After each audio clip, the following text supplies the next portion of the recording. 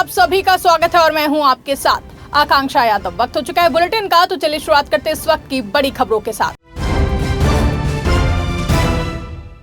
बादा में भीषण गर्मी के बीच में पानी संकट गहराता जा रहा है। शहर के देवनगर पाल मोहल्ला झीलकापुरवा में कई दिनों से पानी की सप्लाई ठप होने के बाद लोगों का गुस्सा सड़क पर फूट पड़ा। सैकड़ों की संख्या में महिलाएं, बच्चे और बुजुर्ग सड़क पर उतर आए और महाराणा प्रताप चौक पर जाम लगा करके प्रदर्शन किया। 45 डिग्री तापमान के बीच इलाके में पानी की भारी किल्लत से लोग परेशान हैं। स्थानीय लोगों का कहना है कि पूरे मोहल्ले के करीब 300 लोग सिर्फ एक सरकारी नल पर निर्भर हैं, लेकिन वो भी कई दिनों से सूखा पड़ा है।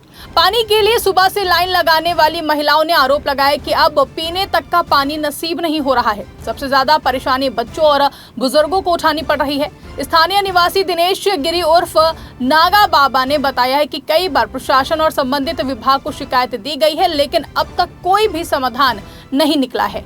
लोगों ने चेतावनी दी है कि अगर जल्द ही पानी की व्यवस्था नहीं हुई तो फिर आंदोलन और भी ज्यादा तेज किया जाएगा। वहीं जाम की सूचना मिलते ही पुलिस और प्रशासनिक अधिकारी मौके पर पहुंचे हैं।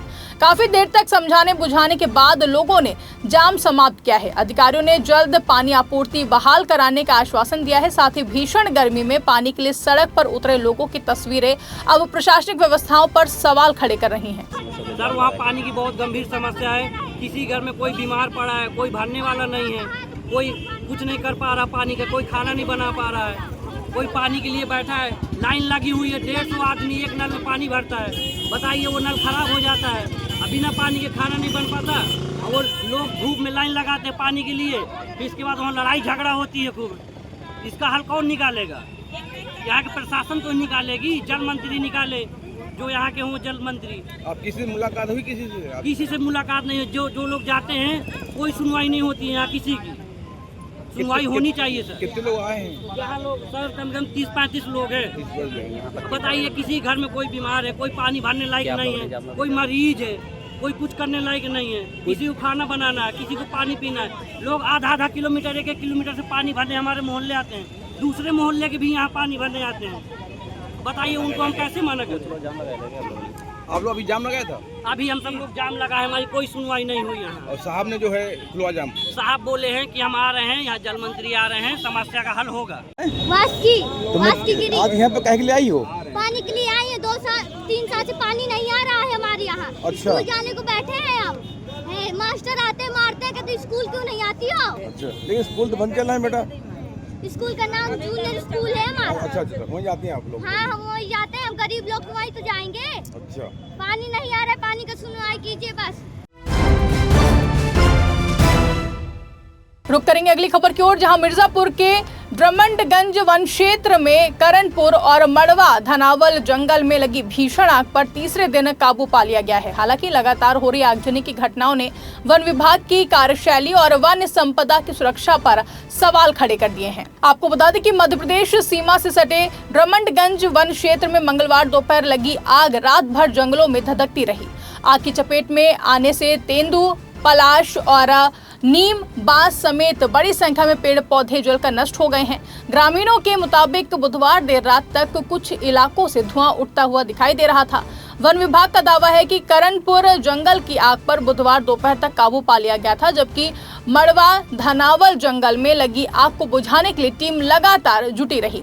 तेज हवाओं के कारण आग बुझाने में काफी दिक्कतों का सामना करना पड़ा है। जहां वन रक्षक अनादिनाथ तिवारी ने बताया है कि दोनों जंगलों में लगी आग पर अब पूरी तरीके से नियंत्रण पा लिया गया है। वहीं गुरुवार को जिला मुख्यालय से पहुंचे वन विभाग के अधिकारियों ने भी प्रभावित वन क्षेत्र का निरीक्षण किया है।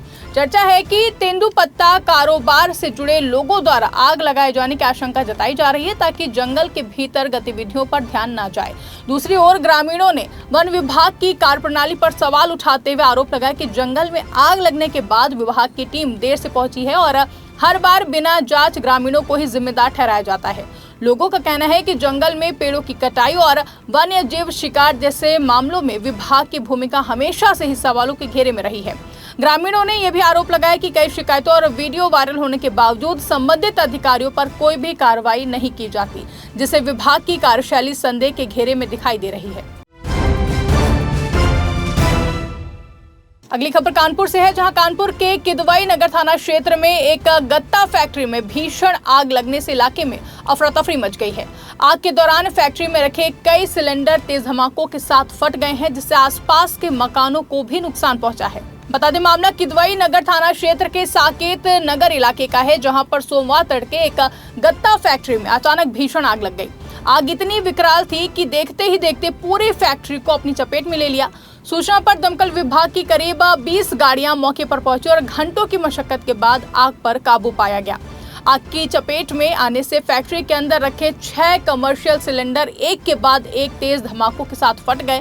सिलेंडरों में हुए धमाकों से आसपास के घरों की दीवारें चटक गईं और कई खिड़कियों के शीशे टूट गए हैं। धमाका इतना जोरदार था कि पड़ोस के एक फ्लैट की दीवार में बड़ा छेद हो गया है। वहीं आग की लपटों से आसपास के मकानों की पानी की टंकियां और एसी के आउटडोर यूनिट भी जलकर खाक हो गए हैं। पुलिस ने जांच के दौरान मौके से 6 कमर्शियल और 5 घरेलू सिलेंडर बरामद किए हैं। फिलहाल आग लगने के कारणों का पता नहीं चल सका है। फायर विभाग और पुलिस मामले की जांच में जुटी हुई है। ये साकेत नगर इलाका है और चूंकि जानकारी रात में 3 बजे यहाँ पर आग लगी हुई है और रात में 3 बजे यहाँ पर आग लगी है। आग देखिए कितनी भयावह, आप खुद देख रहे हैं। कम से कम 5 सिलेंडर जो कि जले हुए मिले हुए हैं। लगभग 90% आग बुझा ली गई हुई है। तो क्या लगता है किस तरह से रिहायशी इलाका है, यहाँ पर फैक्ट्री थी? अब चूंकि फैक्ट्रियाँ ये अब अवैध फैक्ट्री चल रही है। किसी अरोड़ा जी की फैक्ट्री है, जानकारी में भी आया हुआ कि किसी अरोड़ा जी की फैक्ट्री है। क्या कितने डाल रहे फैक्ट्री? ये जानकारी हुई है कि लगभग 8-10 सालों से फैक्ट्री बनी हुई है। अब इसका विरोध वगैरह नहीं किया गया? इसका विरोध मोहल्ले वालों ने भी किया हुआ है, नगर निगम में भी काफी लोगों ने विरोध किया है। लेकिन इस गली में यहाँ पर साकेत नगर में लगभग हमें लग रहा है हर गली में कुछ ना कुछ अवैध फैक्ट्री चल रही है। तो आसपास के मकानों में भी हाँ, आसपास के मकानों में देखिए काफी उसमें गड्ढा हो गया। फ्लैट में बगल वाले मकान की भी काफी जर्जर हो गया है। आपने इस चीज की कभी कोई शिकायत की पुलिस वालों में या किसी? नहीं, पुलिस वालों में नहीं, चूंकि हम लोग नगर निगम में, तो नगर निगम में तो आपके पास कोई उसका खड़ा होगा, मैं उसकी कॉपी भी आपको मुहैया करा दूंगा। क्या घटना हुई? मेरा नाम विभा मिश्रा है। मेरे बगल में ये गत्ता फैक्ट्री थी, उसमें आग लग गई है और उसी में घटना हुई है। मेरे बगल में मकान है। कितने बजे आग लगी? और ये 2 बजे 2:30 बजे करीब आग लगी। 3 बजे मुझे सामने वालों ने बताया कि घर में आप लोग जल्दी से अपना एसी बंद करिए, आग लग चुकी है बाहर। जैसे हम लोग बाहर निकल के आए तो देखा तो सब तुरंत फायर वालों को कॉल की गई। सब कॉल करने के बाद फायर वाले आए, उन लोगों ने हम लोगों को बाहर निकाला। इसके अंदर गत्ता फैक्ट्री में रखे हुए थे सिलेंडर, वो फट गए। फटने लगे तो हम लोग सब बाहर निकल गए। पुलिस वालों ने हम लोगों को बाहर निकाल दिया। इसके बाद मेरा आउटडोर जल गया, मेरा टीन शेड जल गया, मेरी दीवार पूरी क्रैक हो गई, मेरी छतें क्रैक हो गई हैं और मेरा आउटडोर और एसी का और इंडोर दोनों जल गया है। बगल में अपार्टमेंट था, उसमें रहने वाले लोग भी? नहीं, बाहर जो अपार्टमेंट में थे वो लोग को किसी जान को किसी की खतरा नहीं हुआ है। लेकिन हाँ, सबके सामानों में थोड़ी ना थोड़ी मिस्टेक हुई है और कहीं ना कहीं हमारे अगल बगल और भी आमने सामने जितने लोग हैं सबके घरों के शीशे टूट गए। मेरे घर के सारे शीशे टूट गए। धमाका इतना ज्यादा था कि अगल बगल से 500 मीटर 1 किलोमीटर के लोग आ गए हैं उसी रात में। क्या लगता है कि ये जो फैक्ट्री थी, मतलब किराए पे किसकी फैक्ट्री थी? या किराए का नहीं मालूम है मेरा किसके नाम से थी, क्या है। किसका था ये प्लाट गिरधारी लाल अरोड़ा का है। तो कितने लगभग फैक्ट्री बराबर 24 घंटे चलती थी या फिर? नहीं, रात में नहीं चलती। रात में नहीं चलती। इसके अंदर क्या होता था मुझे नहीं पता है।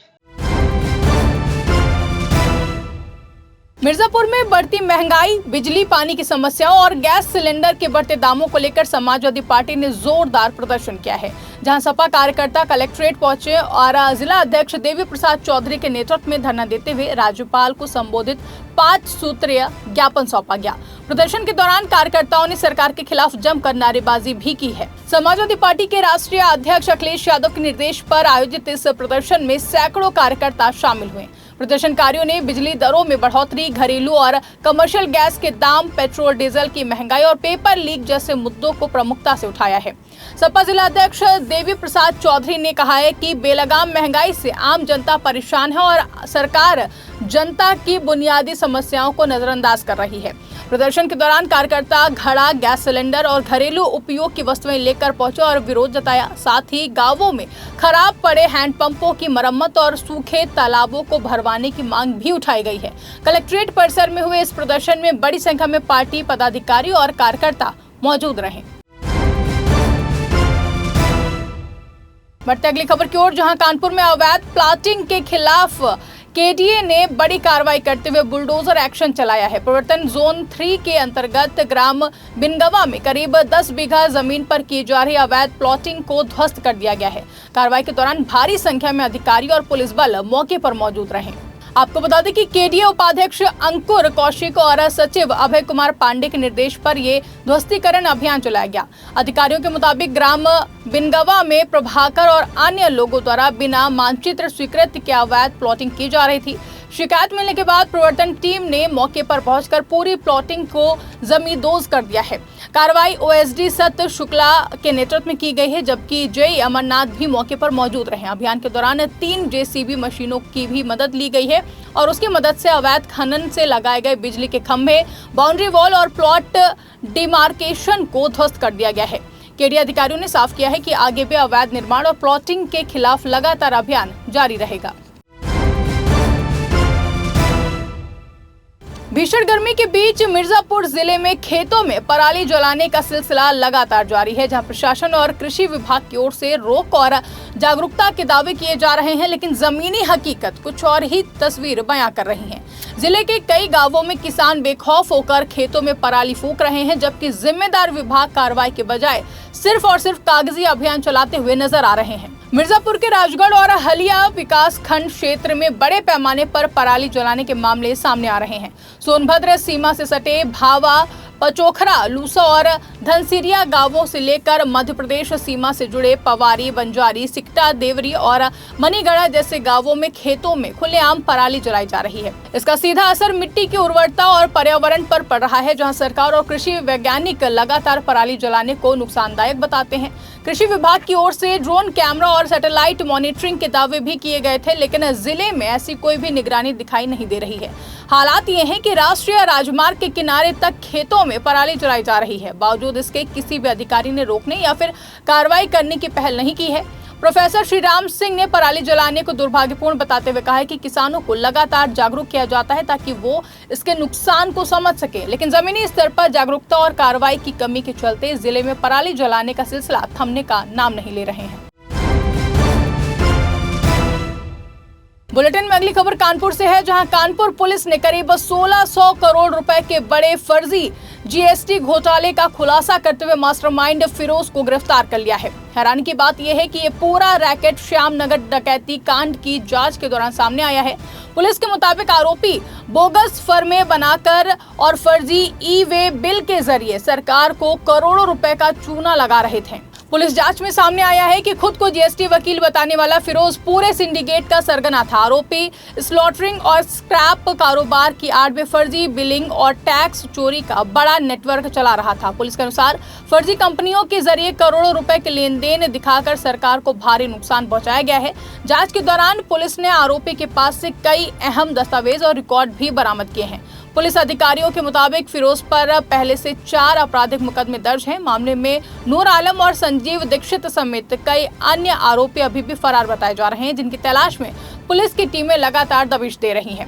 सत्यजीत गुप्ता ने बताया कि मामले की गहन जांच की जा रही है और जल्द ही पूरे नेटवर्क से जुड़े अन्य लोगों को भी गिरफ्तार किया जाएगा। फरवरी माह में एक डकैती की घटना कारित हुई थी श्यामनगर में, जिसको जब पुलिस ने पूरा जब उजागर किया, उसमें तो पहले तो मुकदमा नहीं लिखवा रहे थे, लेकिन जब पुलिस ने इसमें लग के मुकदमा लिखवाया और जब पूरा केस उजागर हुआ, इसमें महफूज नाम का एक व्यक्ति सामने आया, जिसका समय 1600 करोड़ रुपए का एक पूरा फ्रॉड उजागर हुआ था, जिसमें ये सामने आया था कि इसके द्वारा बेसिकली 2 टाइप के कार्य किए जाते हैं। एक तो जो स्लॉटरिंग के लिए जो भैंसें जो जाती हैं वो, और दूसरा एक जो स्क्रैप का जो फर्जी लोग जीएसटी के जो इनवॉइस ये लोग क्रिएट करते हैं, बोगस फर्म बनाते हैं और उसका जो राजस्व की जो हानि करते हैं। इसी में एक फिरोज नाम का व्यक्ति जो कि खुद को बताता है कि ये जीएसटी का ये वकील भी है और फर्में में देखता है, इसकी गिरफ्तारी की गई है। इसके ऊपर टोटल 4 मुकदमे हैं और ये बेसिकली जितने भी स्क्रैप के काम में जो जीएसटी से संबंधित जितने भी काम होते हैं, चाहे वो किसी फर्म को रजिस्टर करना हो, चाहे बोगस ई-वे बिल जनरेट करना हो, या उससे जो जीएसटी का जो लाभ किस तरीके से दुरुपयोग करके उसका लाभ लेना हो, ये सारा जो पूरा मास्टरमाइंड था ये फिरोजी था।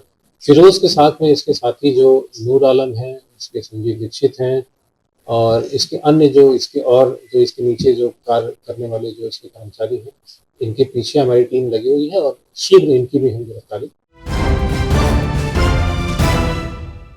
बीजेपी सांसद साक्षी महाराज ने कांग्रेस नेता राहुल गांधी पर तीखा हमला बोला है। राहुल गांधी द्वारा प्रधानमंत्री और गृह मंत्री को गद्दार कहे जाने वाले बयान पर पलटवार करते हुए साक्षी महाराज ने कहा है कि प्रधानमंत्री किसी एक पार्टी का नहीं बल्कि पूरे देश का होता है। उन्होंने कहा कि राहुल गांधी ने देश की जनता का अपमान किया है और उन्हें देशवासियों से माफी मांगनी चाहिए। खबर उन्नाव जनपद से है, जहां पर बीजेपी सांसद साक्षी महाराज ने अपने संसदीय क्षेत्र स्थित साक्षी धाम में जनता दर्शन कार्यक्रम किया। इस दौरान मीडिया से बातचीत करते हुए उन्होंने कांग्रेस नेता राहुल गांधी के बयान पर कड़ी प्रतिक्रिया दी है। साक्षी महाराज ने कहा कि संविधान के मुताबिक प्रधानमंत्री किसी पार्टी विशेष का नहीं बल्कि पूरे देश का प्रतिनिधित्व करता है। ऐसे में प्रधानमंत्री और गृह मंत्री को गद्दार कहना देश की जनता का अपमान है। उन्होंने राहुल गांधी से हाथ जोड़कर देशवासियों से माफी मांगने की बात कही है। साथ ही चेतावनी देते हुए कहा है कि अगर राहुल गांधी माफी नहीं मांगते हैं तो आने वाले चुनाव में कांग्रेस पार्टी को इसका राजनीतिक नुकसान उठाना पड़ेगा। प्रधानमंत्री किसी पार्टी का नहीं होता है, देश का होता है। मेरा मानना है कि उन्होंने प्रधानमंत्री मोदी जी को गद्दार नहीं कहा है, सारी देश की जनता को गद्दार कहा। मैं इसकी निंदा करता हूं और समय रहते राहुल गांधी को देश की जनता से माफी मांग लेनी चाहिए और नहीं तो कांग्रेस को इसका खामियाजा 2027 के चुनाव में भुगतना पड़ेगा। फिलहाल के लिए बुलेटिन में बस इतना ही। देश और दुनिया से जुड़ी ऐसी ही तमाम बड़ी खबरों के लिए आप देखते रहिए 4 PM न्यूज नेटवर्क।